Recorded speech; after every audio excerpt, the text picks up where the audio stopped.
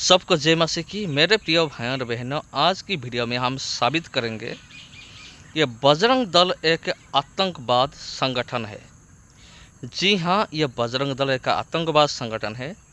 आपको पता ही है टेररिस्ट लोग वो क्या करते हैं। वो किधर बम ब्लास्ट करेंगे और किधर किसी का जान ले लेंगे। ये सब काम आतंकवाद का है, आतंकवादियों का। तो अब बजरंग दल को भी देखिए, उनका टारगेट क्या है, किधर तोड़ फोड़ करना, किसका जान लेना, कहाँ पर हंगामा करना, दंगा फसाद करना, ये सब बजरंग दल का काम है। तो बजरंग दल और आतंकवाद दोनों में कोई भी अंतर नहीं है।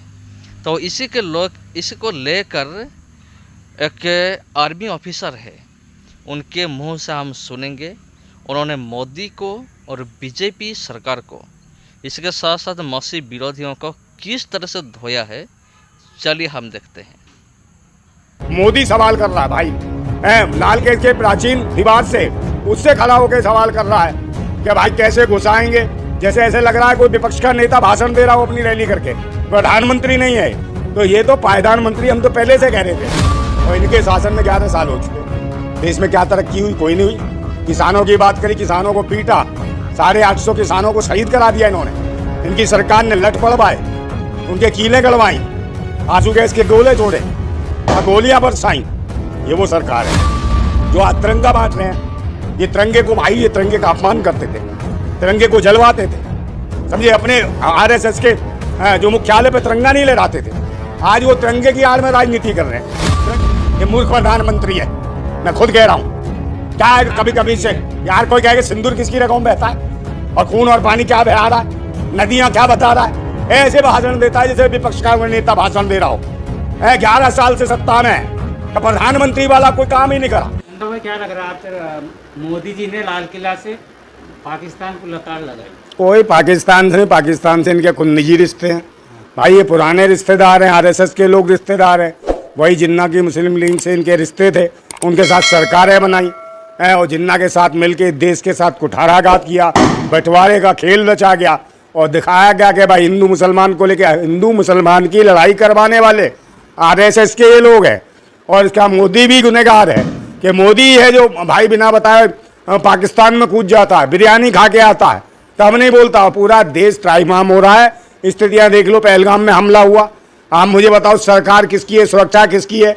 और मोदी सवाल कर रहा है भाई, लाल किले के प्राचीन दीवार से उससे खड़ा होकर सवाल कर रहा है कि भाई कैसे घुसाएंगे। जैसे ऐसे लग रहा है कोई विपक्ष का नेता भाषण दे रहा हो अपनी रैली करके, प्रधानमंत्री नहीं है तो ये तो पायदान मंत्री हम तो पहले से कह रहे थे। उन्होंने तो बोला ना, खून और पानी एक साथ नहीं चल सकता। अरे खून कभी पानी कभी सिंदूर, क्या क्या बहता है इसकी रगों में, पता नहीं क्या है। कीड़े दौड़ रहे हैं देश को बर्बाद करने के लिए इसकी रगों में। ये पाखंडी और ढोंगी और आतंकियां देख लो, जब भी इसकी रैली होती है सब किराए के लोग आते हैं। सारा प्रशासन सिस्टम, सब रोडवेज बसें सब जो है बंद कर दी जाती है लोगों को। अरे काय का प्रधानमंत्री, इससे पहले अरे क्या ऐतिहासिक भाषण है? अरे तो इनसे ज्यादा तो वो है फिर पाखंडी बाबा है जो 4-4, 6-6 घंटे वहाँ भजन मंडली बना के बैठते हैं। तो उनका तो महाऐतिहासिक हो गया, वही इनके गुरु हैं, उन्हें भी प्रवचन देने की आदत है, यही प्रवचन दे रहा है। देश के लिए बोल रहे हैं ना, अगले 10 साल में देश विकसित हो जाएगा, अपने घर में फाइटर जेट बनेंगे। नहीं, देश बिक चुका होगा, ये विकसित नहीं, बेचने का काम है इनका। ये देश बेच रहे हैं, देश को बर्बाद कर रहे हैं। और इनके शासन में 11 साल हो चुके, देश में क्या तरक्की हुई? कोई नहीं हुई। किसानों की बात करी, किसानों को पीटा, 850 किसानों को शहीद करा दिया इन्होंने। इनकी सरकार ने लठ पड़वाए, उनके कीले गड़वाई, आंसू गैस के गोले छोड़े और गोलियां बरसाई। ये वो सरकार है। ये भाई उंगली नहीं कटाई आरएसएस ने, ये क्या करेगा कुर्बानी देके? हैं मणिपुर में कितनी महिलाओं का बलात्कार हुआ, देश के सेना में जो सिपाही थे उनकी पत्नियों को निर्वस्त्र कर दौड़ाया। बात कर रहा है ये सुरक्षा की, तब एक शब्द नहीं निकला था इससे, ना मेन स्ट्रीम मीडिया ने दिखाया, ना किसी ने दिखाया। सब लोग दलाल थे इनकी सरकार में, मंत्री तक नहीं बोले। आप मुझे बताओ तब कहाँ मर गए थे? तो कौन है आतंकवादी, देशद्रोही? कौन है घुसपैठी है? क्या मणिपुर में घुसपैठियों की सरकार है, भाजपा की सरकार जो बलात्कार करवा रही थी बहन बेटियों की? अब माताओं बहनों का घुसपैठिए बलात्कार करते हैं, कौन है? भाजपा ही घुसपैठिए हैं। है क्या योगी घुसपैठिया है जो उसके शासन में बलात्कार हुए दलितों और पिछड़ों की बेटियों के? कुलदीप सिंह सेंगर कौन है? घुसपैठिया है क्या? बनारस हिंदू यूनिवर्सिटी में जो रेप हुआ दलित बच्ची का और भाजपा के जो पदाधिकारियों ने करा है, क्या वो घुसपैठिए थे, पाकिस्तानी थे? तो जवाब क्यों नहीं देता नरेंद्र मोदी? ये पाखंडी सुन सुन के थूकते हैं लोग। अभी किसी प्राचीन किसी दीवार से लेके कहीं से भाषण दे, कोई सुनना ही नहीं चाहता। लेकिन वो मोदी जी ने ये भी तो कहा आरएसएस को 100 साल पूरे हो रहे, देश के लिए बहुत बड़ा योगदान है। अरे आरएसएस तो सबसे लुटेरा संगठन है, सबसे आतंकी है, जातिवादी संगठन है और देश में दहशत फैलाता है, देश में नफरतें पैदा कराता है। कोई भी पाकिस्तानी हो, आतंकवादी हो, वो भी इतने जहरीले नहीं है जितने जातिवादी गुंडे आरएसएस के लोग बैठे हैं, जो धर्मबाजी के नाम पे आतंक मचवा रहे हैं, जो जातियों के नाम पे मारकाट मचा रहे हैं, जो ब्राह्मण क्षत्रिय और शूद्र के नाम पे, वैश्य और शूद्र के नाम पे आतंक मचवाते हैं देश में। तो इनसे बड़ा आतंकवादी आरएसएस से बड़ा संगठन कोई हो नहीं सकता। अरे कोई तारीफ करेगा ही है, ये वही लोग हैं जो आज तिरंगा बांट रहे हैं।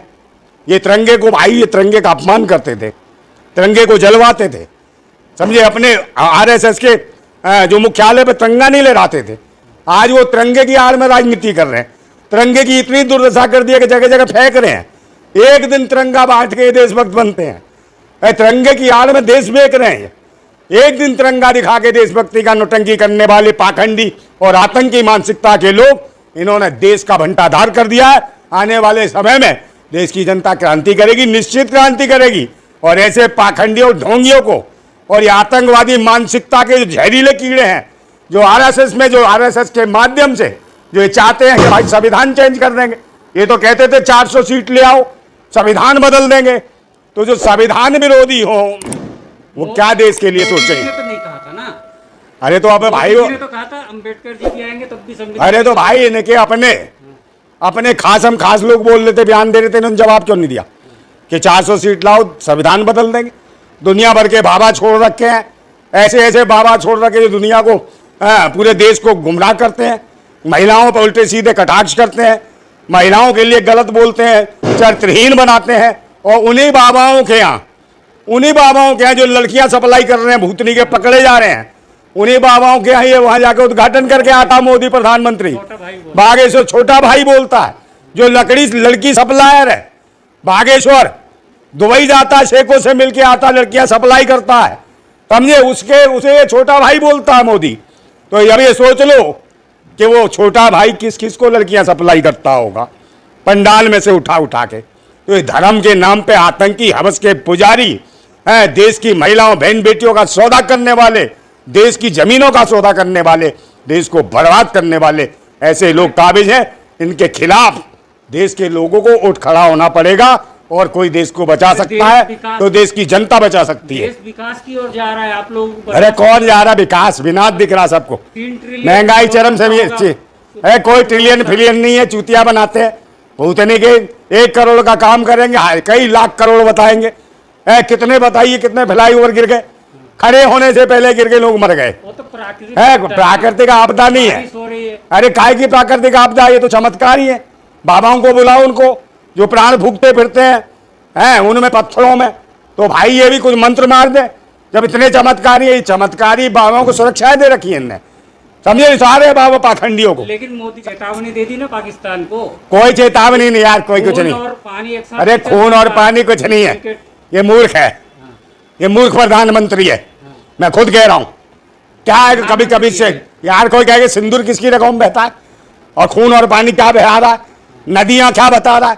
ऐसे भाषण देता है जैसे विपक्ष का नेता भाषण दे रहा हो। 11 साल से सत्ता में है, प्रधानमंत्री वाला कोई काम ही नहीं करा। जब लेके भाषण आएगा ऐसे लगेगा किसी और की सत्ता चल रही है और ये विपक्ष में बैठा है, कह रहा हमें ये लाओ, हम ये करेंगे, हमें पश्चिम बंगाल में ले आओ, हम राष्ट्रीय सुरक्षा दे पाएंगे। बताओ, राष्ट्रीय सुरक्षा है तो तेरे हाथ में, तो कब सुरक्षाएं देगा? और राष्ट्रीय सुरक्षाएं क्या नहीं थी? या पहलगांव में क्यों नहीं दे पाया, पुलवामा में क्यों नहीं दे पाया, उरी में, पठानकोट में क्यों नहीं दे पाया? अंधविश्वास और पाखंड और धर्म की वजह से इस देश पर काबिज हुए हैं। और ये धर्म नहीं, धर्म के नाम पर धंधा कर रहे हैं, इस देश को बर्बाद कर रहे हैं। शिक्षा, स्वास्थ्य, रोजगार सबको खत्म कर रहे हैं और संविधान को भी खत्म कर रहे हैं। ये कहीं ना कहीं मनुस्मृति स्थापित करना चाहते हैं। लेकिन संविधान की बात तो करी ना मोदी जी ने। अरे संविधान मनुस्मृति को लाएंगे। नहीं, मोदी है तो बाबा साहेब का संविधान को मानते हो? कहाँ मान रहे संविधान को भाई? पे क्या बात कर? ये संविधान को मान रहा होता तो पार्लियामेंट में बाबा साहेब की मूर्ति ना हटाता। हाँ बोला ग्वालियर में इतना बड़ा कांड हुआ, बाबा साहेब की मूर्ति के खिलाफ कौन थे? वो आरएसएस के ही लोग थे, वही जातिवादी गुंडे थे। और वो एक ही जात के गुंडे इकट्ठे होते हैं और किसी जात की नहीं।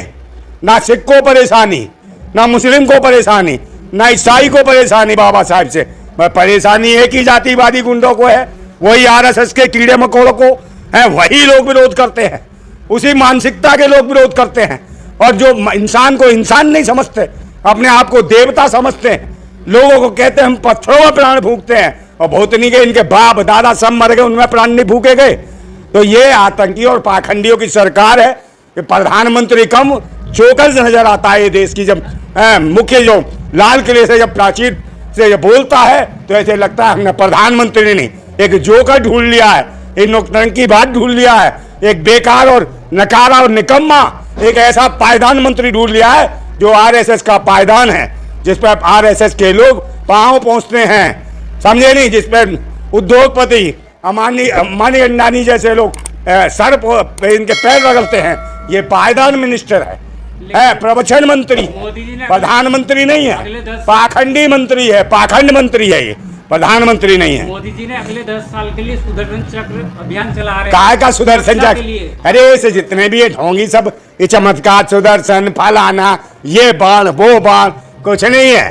क्रांतिकारी भाई नेताजी सुभाष चंद्र बोस का ये विरोध करने वाली आरएसएस के लोग हैं, नेताजी सुभाष चंद्र बोस की आजाद हिंद फौज का विरोध करने वाले आरएसएस के लोग ये राष्ट्रवाद को करेंगे, ये राष्ट्रवादी करेंगे। ये कच्छाधारी, ये पाखंडी, ये ढोंगी है जो अंग्रेजों के तलवे चाटते रहे, मुगलों के हाथ तलवे चाटते रहे और उनसे रिश्ते और नातेदारी बनाते रहे है। जिन्ना से नातेदारी सरकार बनाई, जिन्ना से मिलकर मुस्लिम लीग से, और मुसलमानों के खिलाफ भड़काने वाले लोग ये। पानी तो बंद कर दिया, पाकिस्तान का पानी तो बंद कर दिया। कोई आनी पानी कुछ नहीं बंद करा। पानी बंद करने के लिए 20 साल चाहिए डैम बनाने के लिए। इसलिए आप लोग की सहयोग मांग रहे हैं कि कुछ काम आगे 10 साल में भारत को विकास कर। अरे क्या विकास की जरूरत है, विनाश है। अरे बूढ़ा हो गया है, मानसिक रोगी है। इसे जो आरएसएस लिख के देती है वो बोलता है, ये अपने हिसाब से कुछ नहीं बोलता। अभी इसका वो निकाल दो, टूटर फूटर क्या लगाता है, ये भूल जाएगा, बोल भी नहीं पाएगा। ये तोतला और हकला भी है, हटा दो उसका वो क्या लगाता हो है जो इसके कान में आ जाती है। हाँ टेलीफोन कौन सा लगाता हो वो हटा दो, देख लो हकला बोलेगा, इससे शब्द भी सही नहीं निकलेंगे, समझे नहीं? पगले आ जाएगा। तो मानसिक रूप से बीमार है। इसको जो आरएसएस लिख के देती है वो काम करता है, उसके अलावा कोई काम नहीं करता। मोदी जी का भाषण आपको पसंद नहीं आया आज के? कौन? जो आज बोला उन्होंने। अरे कोई भाषण का है, भाषण कौन सुनने जा रहा है? अरे भाषण नहीं चाहिए, इस देश को रोजगार शिक्षा स्वास्थ्य चाहिए, भाषण नहीं चाहिए। भाषण प्रवचन रोज देते हैं, निरे मदारी आते हैं, डुगडुगी बजाते हैं, बहुत सारे मदारी आते हैं, चूरन चटनी बेच जाते हैं, ये उन्हीं में से है।